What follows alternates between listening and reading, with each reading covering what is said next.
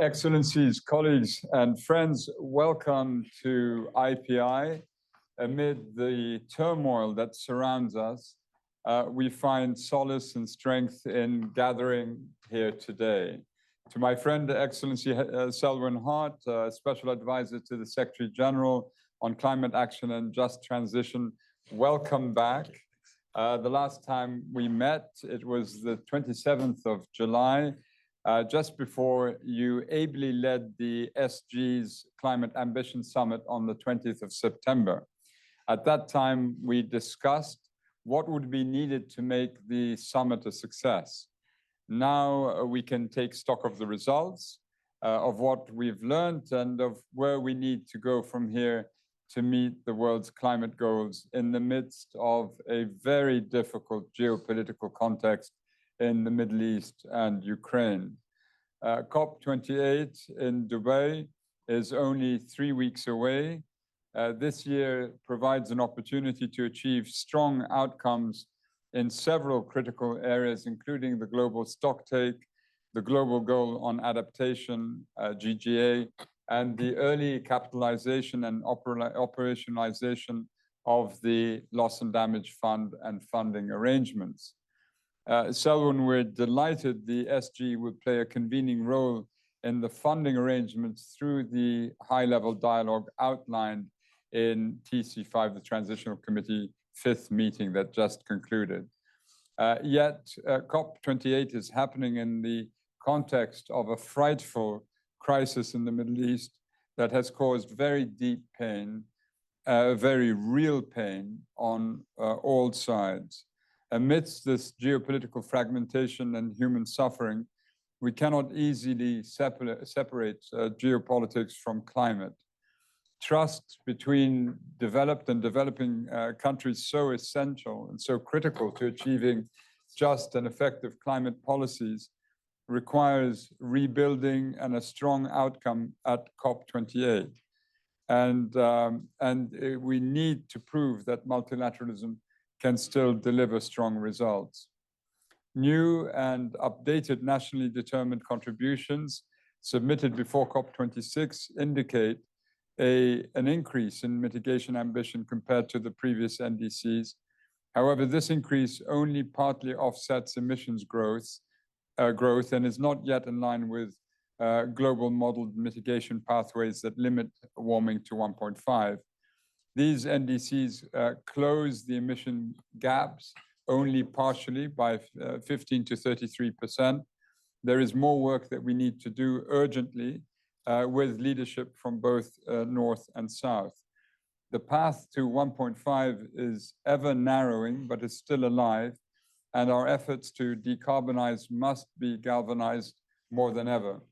The SG's acceleration agenda can take us there, and we need every country, particularly the G20, to show leadership and demonstrate results.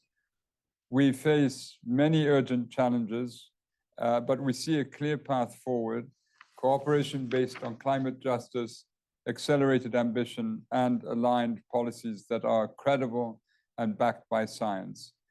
It is now my pleasure to turn to Selwin, the Special Advisor to the Secretary General on Climate Action and Just Transition, who will provide his assessment of the summit and a view of the way forward. So, Selwin, we are 3 weeks away from COP. The challenge has never been greater.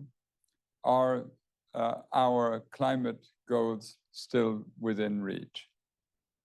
Thank you so much, and always a pleasure to see you, my friend Zeid, and all of your colleagues here. And really, I just want to thank you and IPI for your really outstanding leadership in ensuring that climate, despite the many challenges that we face internationally, that climate remains a priority aspect and element of your work. You're right in terms of outlining the landscape that we face, the political and economic landscape that we face. I said this at the opening of the last meeting of the Transitional Committee that the eyes of the world are on us, right? The eyes of the world are on us.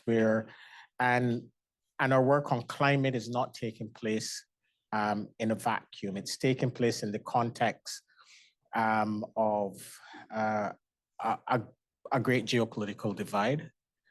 It is taking place against the context of a lack of trust between developed and developing countries. In fact, I said I believe that this trust deficit is at an all-time low, and it's also taking place within the context of an ever-narrowing window of opportunity to avert a climate catastrophe.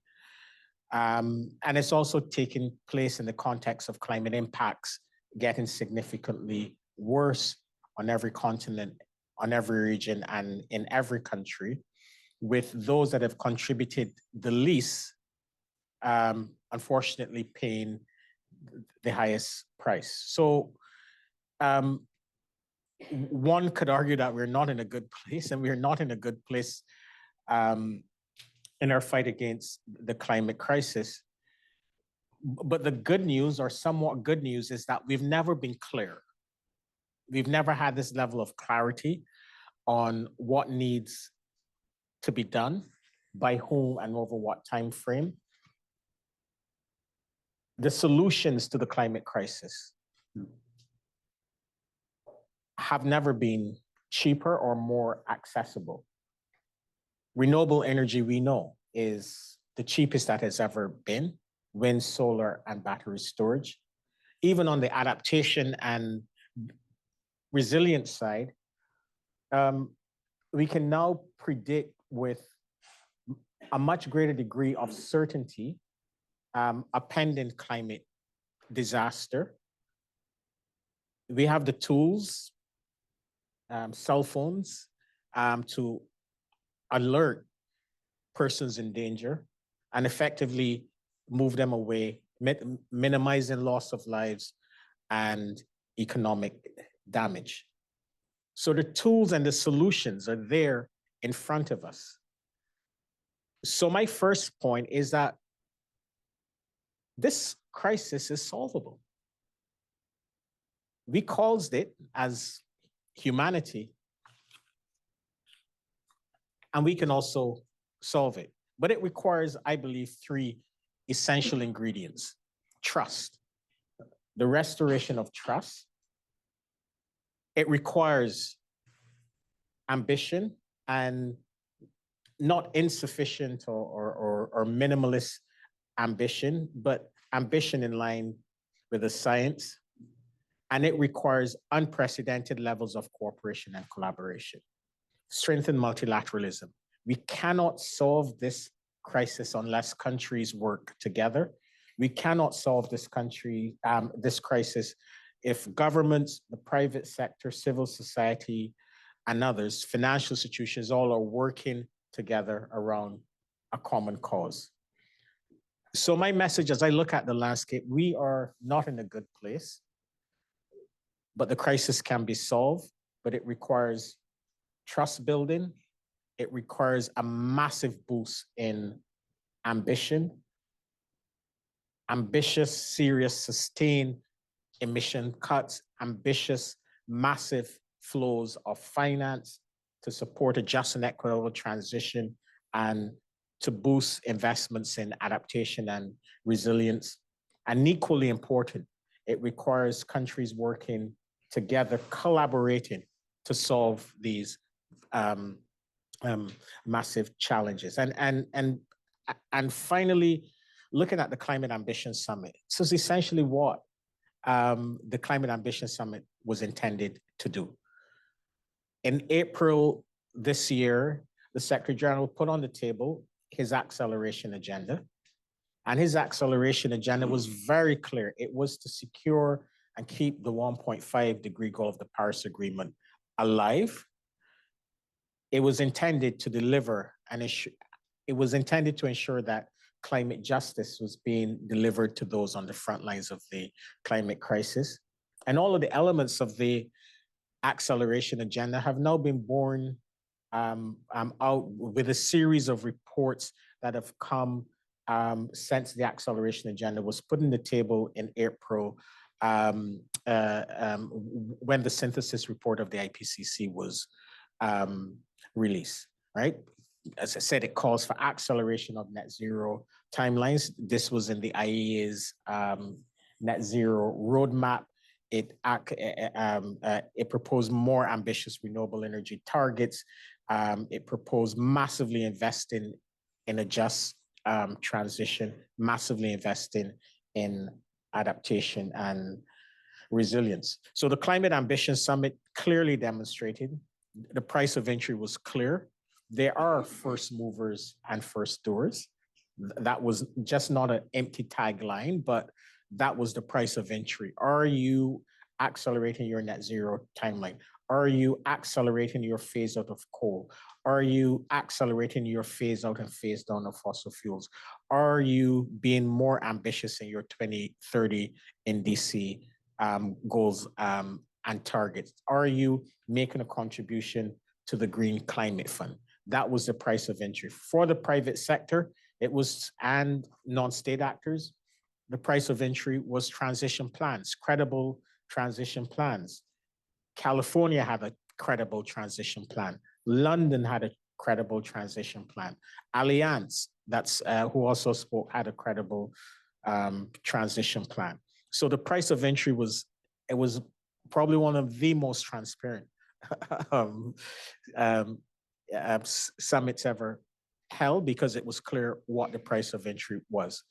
We also wanted to show, and we saw this in the afternoon, that there are significant opportunities to be gained from collaborating and cooperating around some of the challenges that we have with, and opportunities related to decarbonization and also delivering climate justice.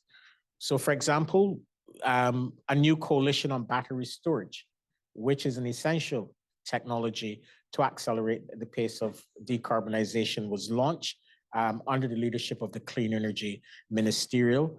And we also saw very concrete progress on the Secretary General's, on the implementation of the Secretary General's early warning system for all initiative, where the multilateral development banks are now coalescing around supporting the implementation of the early warning systems for all initiative, along, of course, with the UN system entities, the dedicated climate funds, bilateral donors. So this one initiative around early warning systems for all, where a goal was set by the Secretary General, and now we have this coalescence of all of the relevant actors and stakeholders around supporting the implementation of this goal. We see this as a useful model. So, sorry for being long, but I think it's important to really point on in very concrete terms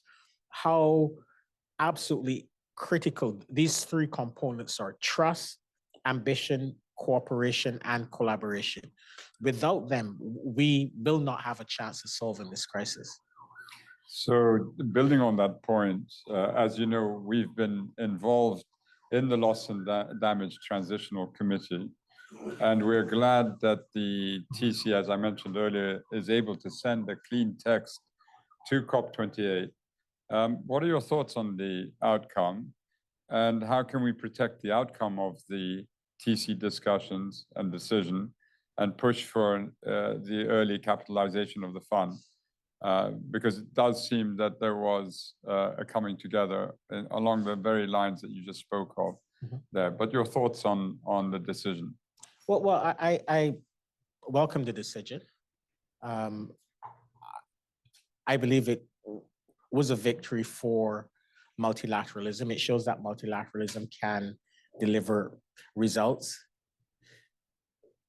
You know, as we just said, we're in a very difficult geopolitical space. And the fact that on a very complex and complicated issue,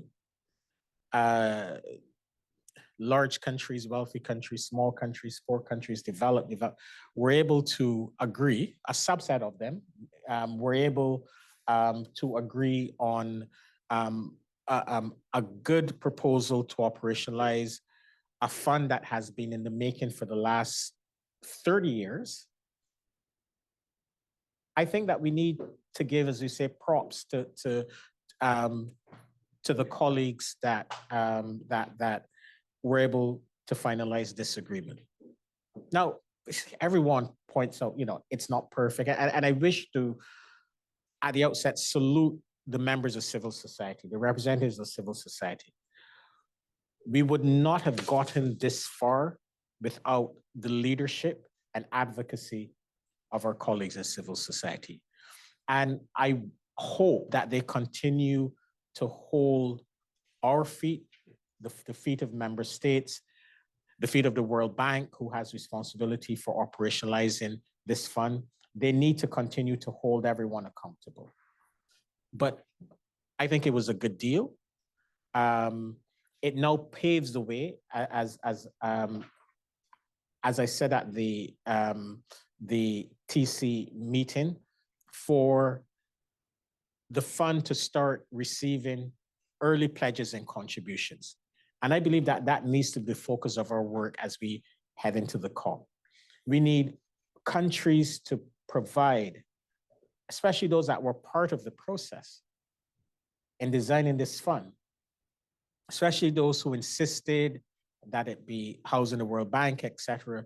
We need them to come to the COP, ideally before the COP, but come to the COP with a pledge and a contribution to provide that political backing and support for the early operationalization of the fund.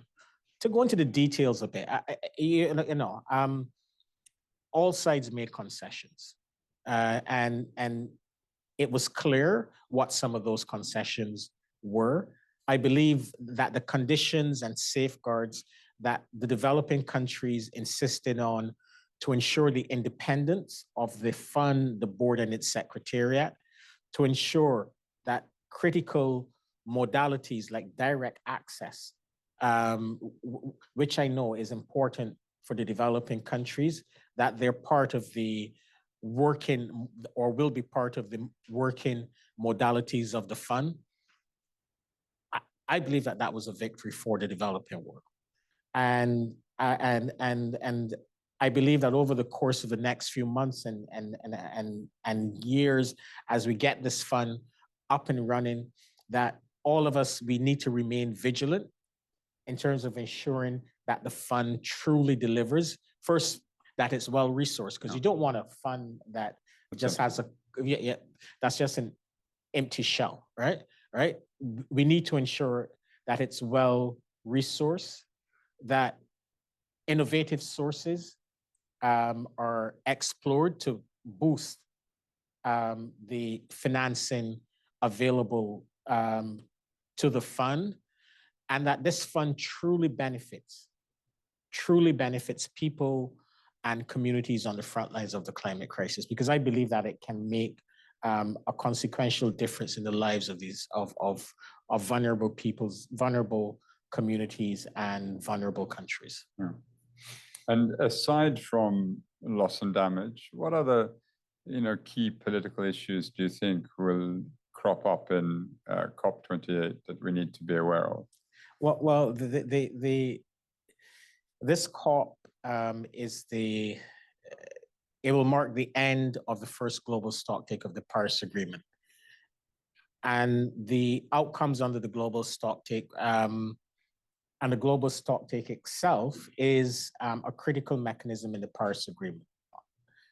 It was embedded in the Paris Agreement as a mechanism to first assess where parties in the world is in meeting the goals of the Paris Agreement, including its temperature goal, its adaptation, and its finance goal, and then to recommend a path forward to achieve these goals of the Paris Agreement.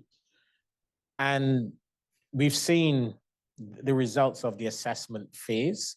It shows that we're not on track, and it shows that we have massive gaps to keep the 1.5 degree goal of the Paris Agreement. We have these massive gaps on adaptation, and of course, we have these gaps on finance as well. So critical will be the forward look. What will parties say in response to the assessment that has been made? And you know, over the course of the last year, there has been some good discussions around what could be possible outcomes that provide a credible pathway or roadmap to close these gaps, right? So what needs, and we've seen this contained in many of the reports, the elements of the Secretary General's acceleration agenda. These elements clearly indicate what needs to be done now, what needs to be done pre-2030, what needs to be done as countries prepare their next nationally determined contributions, which are due in 2025, and what needs to be done over the longer term. So our hope is that some of those elements are taken up by parties so that we can have a very credible outcome that tells us and clearly communicates and tells the world that there's still hope to close these gaps, which science tells us is still feasible and possible. If I can put my human rights hat on for a moment, and if there is to be a strong push for renewables, and this is continuing, as we heard at the summit, how do we ensure that critical minerals needed in this transformation are extracted with the highest standards when it comes to human rights observations, environmental observations standards? How do we ensure that they're met? Thanks. That's a very good question, and it's a question that we are currently working on. All right, we know that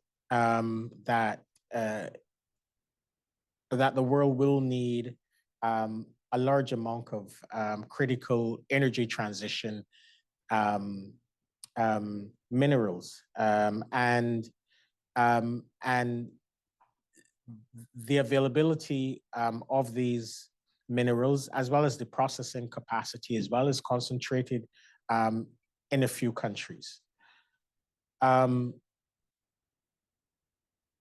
We also know that there isn't an existing really global framework that brings together countries of extraction, countries of processing, and countries of in use together. And one of the outcomes from the Climate Ambition Summit was a very strong call from developing countries to the United Nations and to the Secretary General to work at bringing these different groups together around a set of voluntary principles that will include not only the reliability of supply, but would also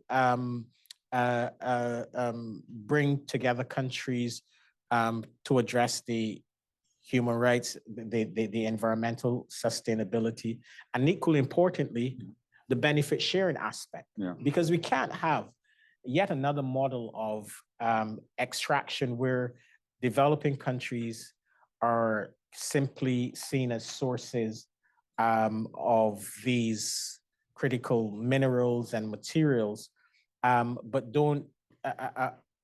are not empowered to also serve as centers of processing and manufacturing, right? So we are looking to see how this can be put together and what should be our response to this very strong call, primarily from developing countries.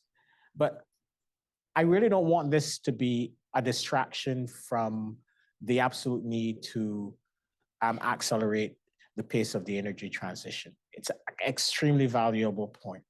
But we must also remember that the fossil fuel industry, which is on the other side,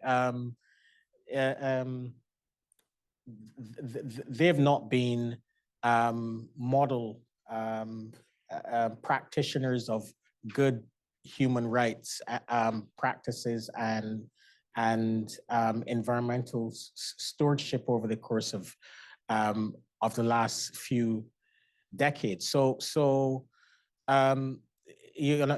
mere fact that since the 1970s, the industry knew of the damage that its core product was causing is a bit shameful. My grandmother always says, two wrongs don't make a right, but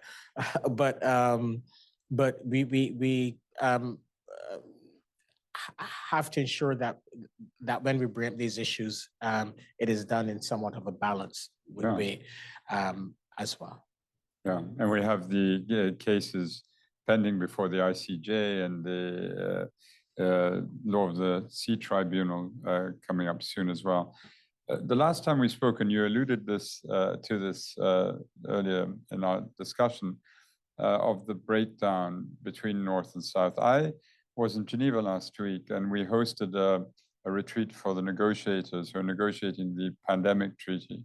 And they spoke of the same trust deficit. And they're also exploring an access and benefit sharing system, which seems to be cutting across a number of different themes. And so I'm glad you raised this point.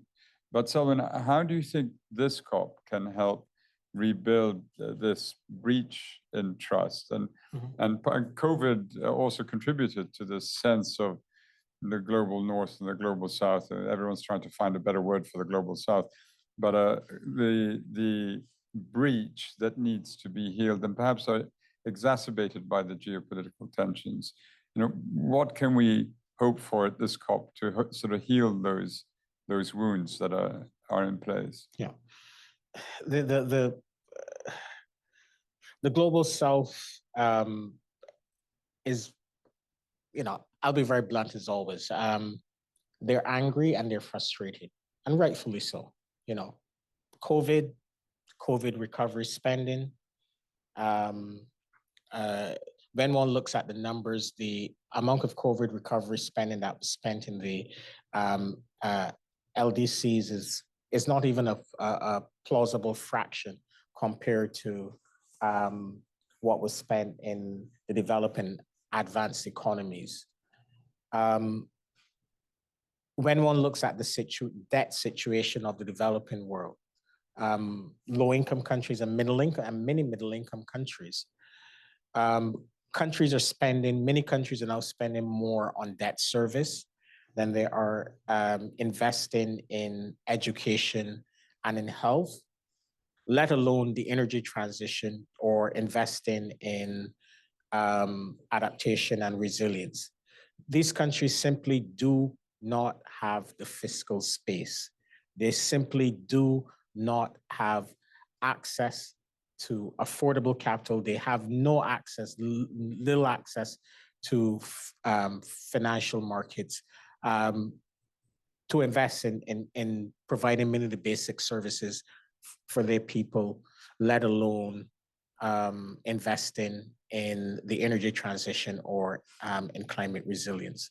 So if we don't seriously address the debt situation, and I know that addressing the debt situation falls outside of the purview of a climate COP, but a climate COP is still a group of countries, and they can send signals, as they did last year in the Sharm el-Sheikh implementation plan on international financial architecture reform.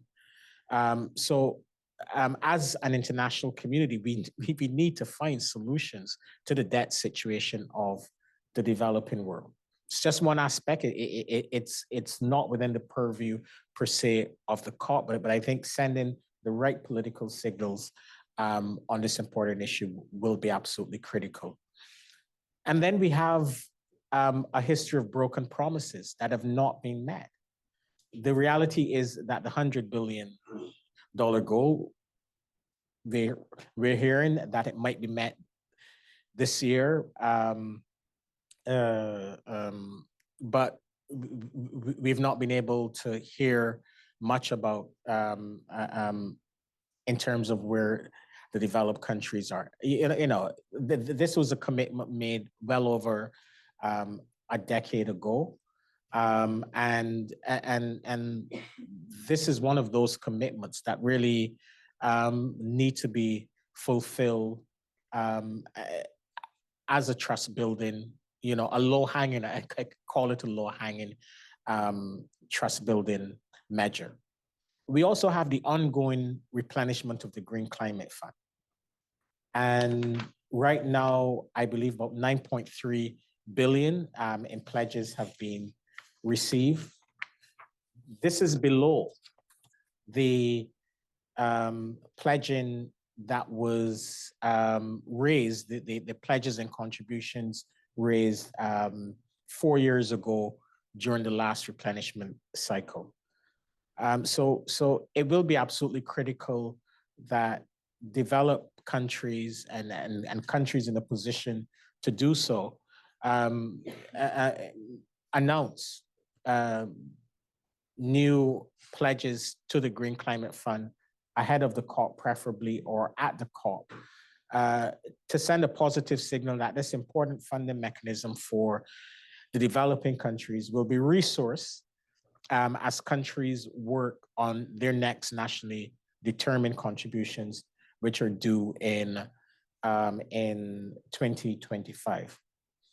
Another component, and this goes back to the promises, is in Glasgow 2 years ago, developed countries pledged to double adaptation finance from about $20 billion a year to $40 billion by 2025. We're 14 months away from 2025, 14 months from the beginning of 2025. And if we're being frank and honest, they're not on track to double adaptation finance by January 1st, 2025. And I'm using January 1st as 2025 as the start of 2025. The UNEP emissions gap report says that recent emissions gap report, it indicates that if developed countries are to meet this goal by 2025, it means that they would need to increase adaptation finance by about 16% a year from 2022 until 2025. You're not on track, right? So, and then we have the Loss and Damage Fund, of course, which, quite frankly, it needs early pledges and contributions. My view is very simple. All of these issues are low-hanging fruit, absolutely low-hanging fruit. There is no way that the developed countries should still be struggling with 100 billion. There's no way that they can't surpass the threshold for capitalization of the Green Climate Fund. There's no way that they should be off target from doubling adaptation finance. There's no way that they should not be pledging pledging contributions to the Loss and Damage Fund. Do you know which category of countries that suffer most from the lack of delivery of these commitments? It's not the big guys, It's the vulnerable developing countries. It's countries in Africa. It's the small and developing states. It's the least developed countries. It's small middle-income countries in Central America.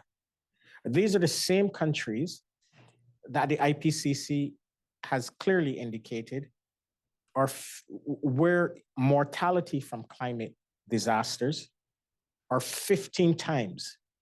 If you're living in one of these global hotspots, you're 15 times more likely to die from a climate impact. These are the countries that are suffering. So, I fully understand why developing countries small ones, the middle income countries, African countries, the SIDS, the LDCs are frustrated and angry because they're the ones who are, amidst this geopolitical realignment and divide, these are the ones that are being squeezed, right? These are the ones whose pleas for climate justice are going unheard and unmet. And if we are to restore trust, between developed and the developing countries, these countries cannot be, you just can't continue to squeeze these countries, but the North needs to genuinely hear them, but also genuinely support them as well. Yeah. Before turning to the floor for questions, I'd like to volunteer another one, if I may. Back in May, I attended a workshop that IPCC put together, and there was a long discussion about the effectiveness of the latest assessment, the assessment report 6. And there's been some comment, because we live in an evidence-driven society, everything has to be quantified, everything has to be clear, that if only the work of IPCC could be more readable to the general public. Even the summary for policymakers, unless you're scientifically literate, can be difficult and hard going, particularly because the member states then edit the work, and sometimes the grammar is not even readable. Do you think it is a question of making the evidence clearer and sort of more accessible to the general public? Or is it more that governments actually know? They know what the data is telling. And it's more a question of dealing with the internal battles and fighting vested interests. So it's not a question of clarity of the data. It's more a question of just building a political will that is necessary to overcome. Or is it both? Is it a question of both? And I asked Jim Skee, the head of IPCC, this 2 weeks ago, and he did recognize from a scientific point of view that there's still they can do better in trying to make the information more accessible to the general public. Well, I see an IPCC scientist in the audience who will remain nameless. I can out her. I can out her, so if she'd like She's to. a very good friend of mine. And I'll be honest with you, I will never, ever blame any IPCC. The IPCC and the IPCC scientists have been absolutely rock stars and heroes in the fight against the climate crisis. They've, over the course of the last 30 to 35 years, with each, after each assessment cycle, they've really provided clarity to governments on where we are and what needs to be done. So I would go with the latter. Yes, stuff can be written better and more user-friendly, et cetera, but governments, no government today, no leader today can seriously claim that they don't know the consequences of the actions that they're taking, including those that are, especially from developed countries that are rapidly expanding fossil fuel production, totally at variance with the climate commitments that they've made. We just got yesterday the results of UNEP's production gap report. None, when you look at the production policies and plans of the 20 largest fossil fuel producers, none of them have production plans that are consistent with the 1.5 degree goal of the Paris Agreement, or consistent with the net zero commitments. We're on pace, or they're on pace, to produce twice as much fossil fuels, and by 2030, that's consistent with limiting warming to 1.5. It's a central finding of the UNEP SCI production gap report. So my view, and I'm not being harsh on governments, we're the UN, we're neutral, but they know there's not a lack of scientific certainty. No leader today can argue that. Yeah. Zinta, you don't want to comment on this, as you're the resident scientist in the room. Just saying that these comments are useful. AR7's about to start, and I'll stop. And we are actually discussing now what format the IPCC should take, and is it better in shorter technical reports, or do we still want to have the traditional working group 1, 2, and 3? So we're taking it all on board. But thank you for the endorsement, Selwin. Thank you. So let's open it up for questions. There's one question here online. They would like to know more about the sort of more detailed reflection on the outcome of the Climate Ambition Summit. So you detailed the intention going in, and how important to the Secretary General the acceleration sort of initiative was, and what it purported to do. In terms of the output of it, was it where you expected it to be, or were you hoping for more? Thanks. So the acceleration agenda that the Secretary General placed on the table in April was, it was to clearly identify what are the actions that should be taken by governments, by civil society, non-state actors to keep 1.5 alive and to deliver climate justice. So he specifically acts on net zero commitments and targets to for developed countries to move as close as possible to 2040, for emerging economies to move as close as possible to 2050. On coal, in line with the IPCC science, phasing out of coal in OECD countries by 2030 and 2040 for the rest of the world. So these elements are very specific, very, very, very specific. And in his invitation letter to leaders, he clearly spelled out what his expectations were. It was not an event or a summit for mass mobilization. It was a summit to clearly demonstrate what credible commitments look like, or should look like, because we're at a moment where we, the mass mobilization is great, but we need to see the policies and measures behind each. So that was a part of the exercise. Once we got an expression of interest, we worked with governments to understand the nature of the announcement that their leader would make. What were the underlying policies behind it? For non-state actors, the ask was for a transition plan aligned with the Secretary General's high-level expert group that issued a report called Integrity Matters at the end of last year. And just not any transition plan, a transition plan that was aligned with 1.5, a transition plan that covered, and I don't want to get too technical, but the emissions across the value chain of a company or financial institution. They're called scopes 1, scopes 2, and scopes 3 emissions. A transition plan that clearly identified how you're planning to phase out fossil fuels. Because the reality is we're past this mass mobilization moment or moments.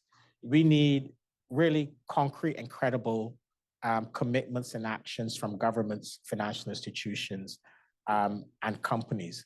So we engineered a process for non-state actors where we use some of the existing networks, some of our trusted colleagues from some of the networks to vet proposals coming from well over 100 cities, regions, financial institutions. Well over 100 expressions of interest came in.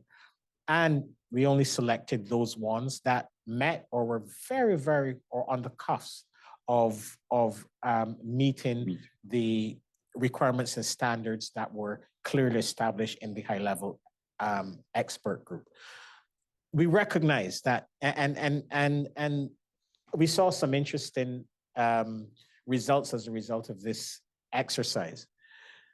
For non-state actors, for cities, regions, financial institutions, and companies, if they're operating in a jurisdiction that provides policy and regulatory certainty on the direction of travel in terms of very clear climate commitments, that provides them as a company, or a financial institution, that your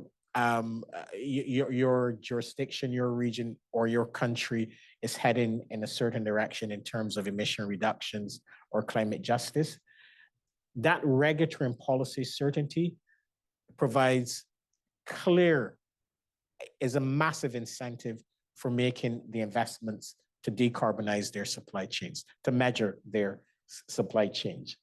So policies and regulations from governments, are the biggest incentives to the public, to the private sector, in terms of the private sector being more ambitious. It also showed us that, so policies and regulations matter. That was one of the key outcomes.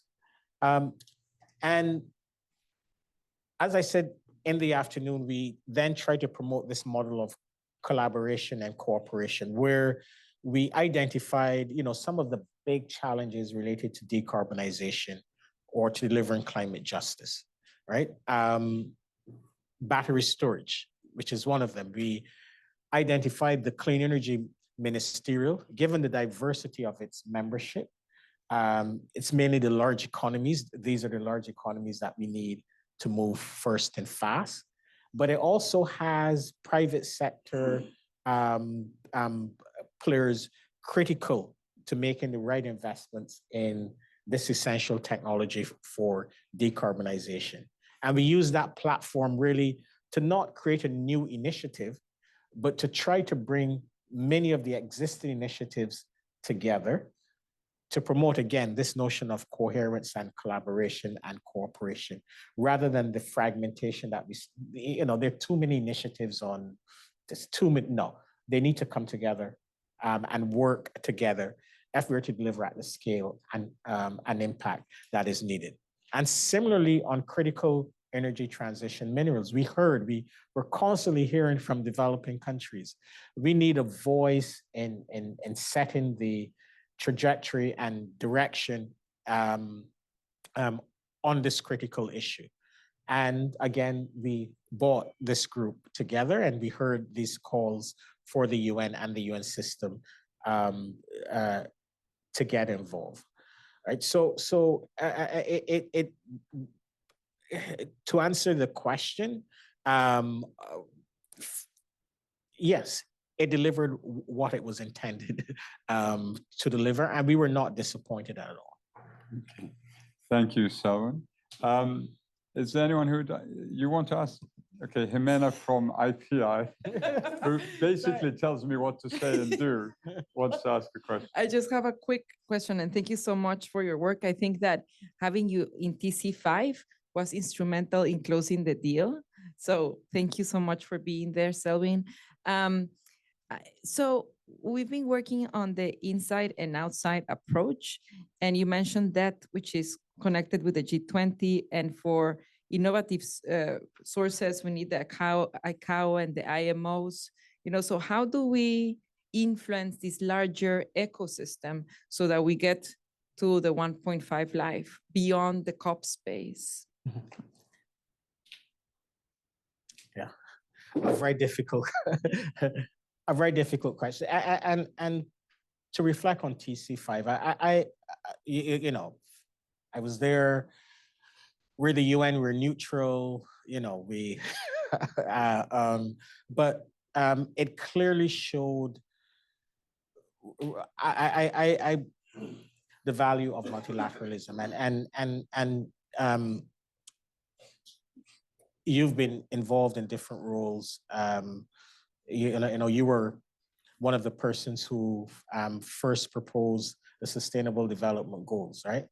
So the value of multilateralism is that, it doesn't matter where you're from, and who you are, right? So, some of the smallest countries and individuals from some of the smallest countries, some of the poorest countries, can influence outcomes at the international level that have a consequential impact, outcomes that go far beyond their own national borders. And that's the value of multilateralism. So seeing the Maldives and Barbados and, going toe to toe with the US and Germany and Australia and Canada and Zambia and Egypt and South Africa, it really made me feel good as someone who believes in the UN and believes in multilateralism, that there's still hope. And I hope that the outcome at TC5 really helps to engender a sense of optimism that despite all of the challenges that we're seeing, political and economic challenges, that there's still hope, right? That there's still hope that we can solve this much larger crisis.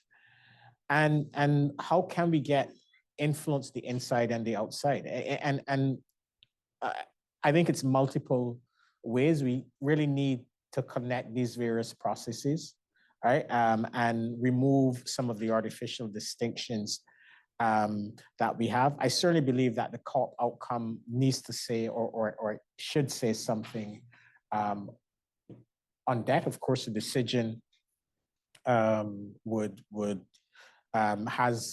has no bearing or standing on or in the places where debt-related issues are finally are decided. But at the COP, we will have. I don't know what the final count is. I would need to check with my colleagues from the UAE, but we'll have a significant number of heads of state and government from G7, G20, large, rich economies, from small. And this is something that leaders should speak about, right? Yes, it's on the outside, but this is definitely something that leaders should be speaking about, because I see it as, if the debt issues of the developing countries are not addressed in a comprehensive, how are they going to they're going to be simply left behind in the energy transition. They will underinvest in adaptation and resilience, which will mean more loss and damage and death and destruction for their citizens. So this noose around their neck needs to be loosened. And clearly the Prime Minister of Barbados, with now her Bridgetown Initiative 2.0, is, I think we all can see that she's having an influence across countries, not just lower middle income, but the LDCs as well. And I think this message is being picked up. You spoke of the approach of the Secretary General as essentially, urging, persuading, bringing together, reinforcing the importance of the multilateral approach. And that's sort of almost like a pulling effect. And then you have the pushing effect, which is all the strategic litigation, something like 2,500 cases, very much against the fossil fuel industry, being filed in many courts around the world. And you have some critical decisions also coming up in that respect. And then there's a sort of a leaning on various actors. And I want to make use of the presence of our good friend who used to work on the 38th floor with the Secretary General and also the lead negotiator for Pakistan. And he and I, Farouk Khan and I, co-authored a piece on the need for an international carbon pricing framework, an old idea, but we think still has its time, and we were prompted to write it on the basis that the Secretary General said he was well disposed to thinking like this. We saw the African countries in Nairobi go for something different, slightly, is carbon tax. But do you think this idea is now reaching its prime? We believe so, but do you think it ought to occupy a space in terms of the discussions themselves? Yeah. Just to build on them. I hardly ever disagree with Pakistan, with Farouk, sorry, Farouk, or you, yeah, and the SG has called for putting a price on carbon, right? Putting a price on carbon, a fair and effective carbon price is the most efficient way, or one of the most efficient ways of addressing this challenge, a carbon price that internalizes both the economic and social cost of carbon. There are political obstacles to doing this, but no economist would argue about the value and effectiveness of a fair and effective price on carbon. So right. How it is pursued is another thing, but if we're able to find a way of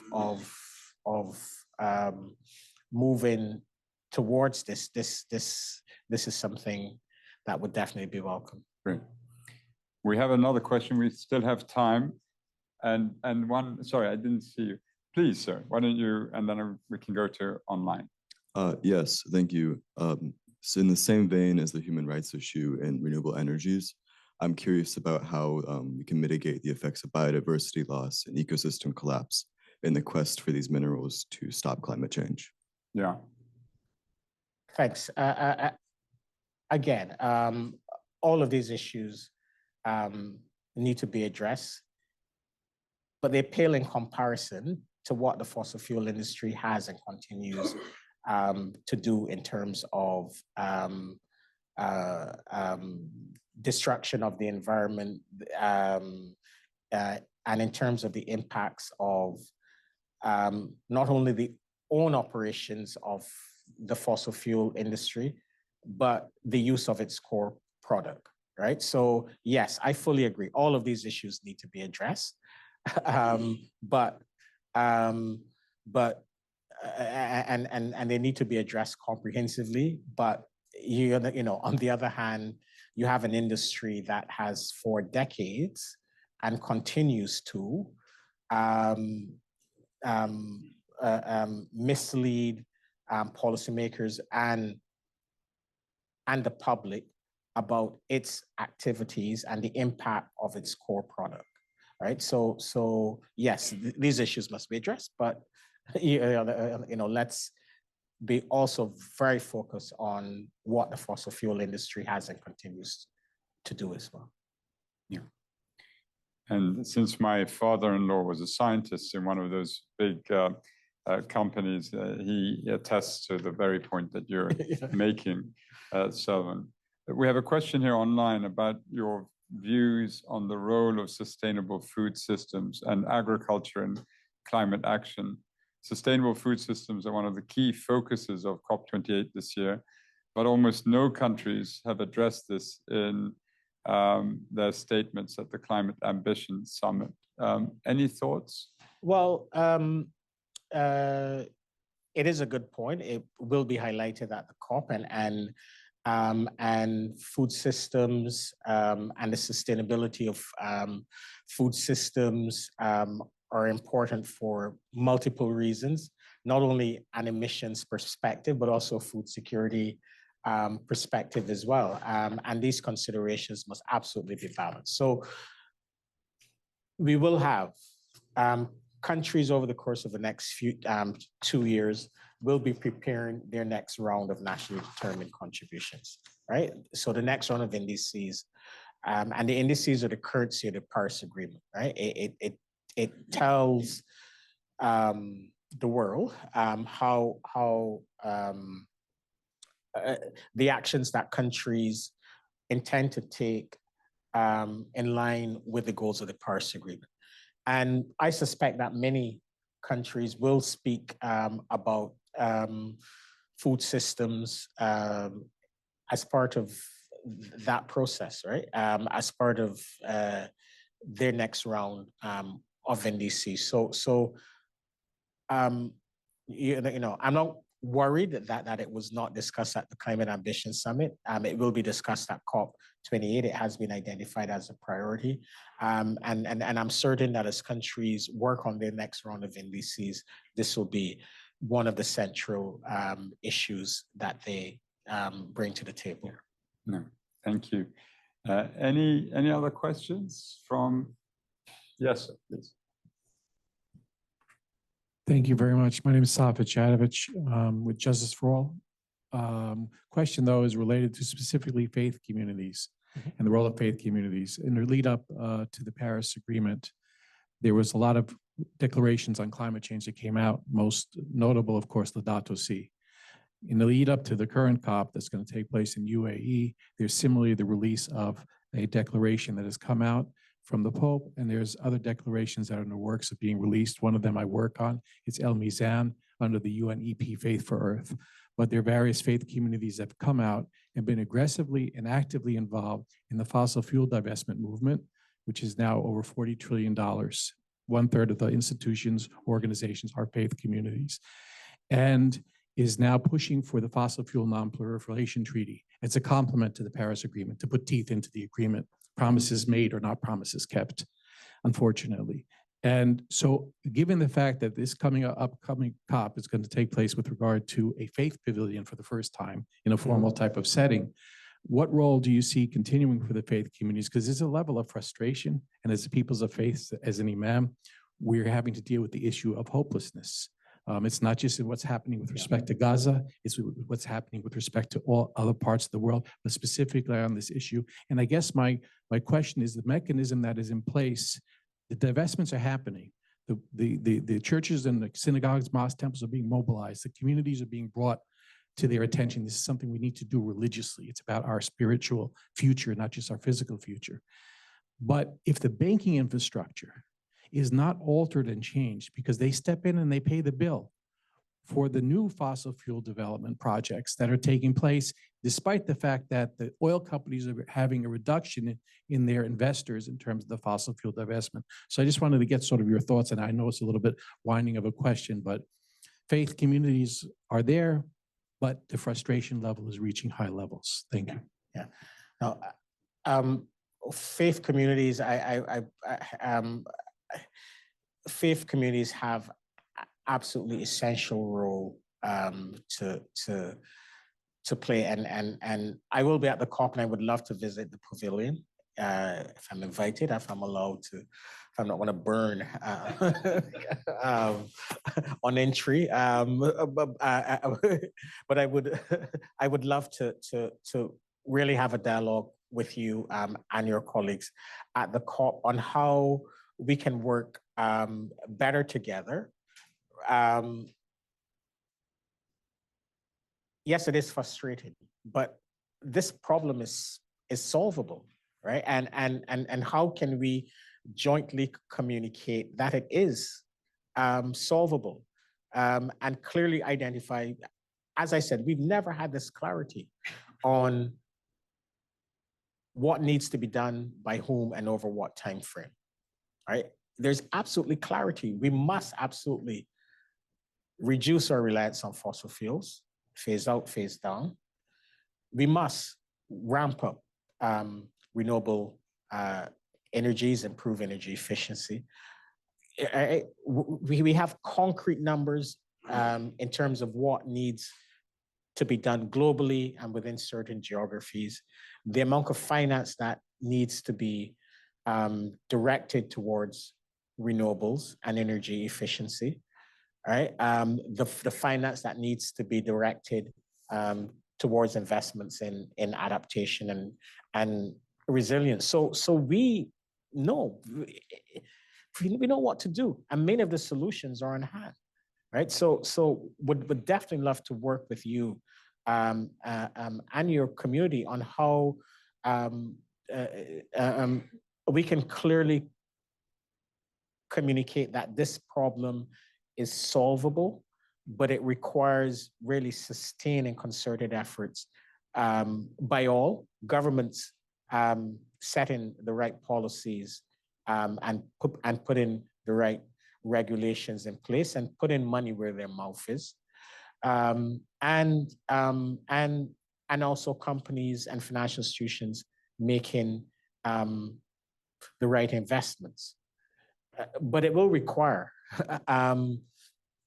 the public, right, to first of all put the right leaders in place who will put the right policies and regulations in place, and also a public that holds their leaders to account, right? Holds leaders to account in terms of delivering on promises that have been made. So, you know, some of my colleagues from the climate action team are here, and I would love to come over to your pavilion, really to have a dialogue with you and the colleagues on how we can work better together. Okay. And I wonder, as a corollary to the answer, I mean, it is interesting to watch what's happening in the European Union on this corporate sustainability due diligence directive, because essentially what it's looking at is this issue of companies and their financial backers doing no significant harm. And they have to do a very intensive disclosure or go through a due diligence process, and then disclose that they are and attest that they're not doing so. Something like 50,000 European companies, 55,000 are thought to be captured by this, and 10,000 in the United States. And it could radiate outwards, but it's a sort of form of regulation coming from an angle that will make companies and their financial backers think twice. And I think the IEA was clear that public investments in oil explorations are expected to peak sometime soon, notwithstanding what you said at the beginning, that a number of countries are going back into investing. The problem is, how do you control the private equity firms? And then presumably we need to talk to sovereign wealth funds and pension funds, and they're the ones that need to have this, we need to have this dialogue with, but to close that. But thank you so much for, and I see Jimenez telling me I have to wrap up. So if there are no other questions, Selwin, thank you for coming back to us, for sharing your thoughts.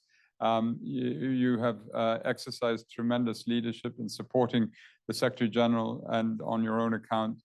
We wish you, of course, a success at COP28, and we look forward, together with everyone who is here, many will be at COP28. We look forward to seeing you in Dubai very soon. But thank you again for sharing your thoughts with us. You're welcome, my friend. Thank you so much again. Thank you.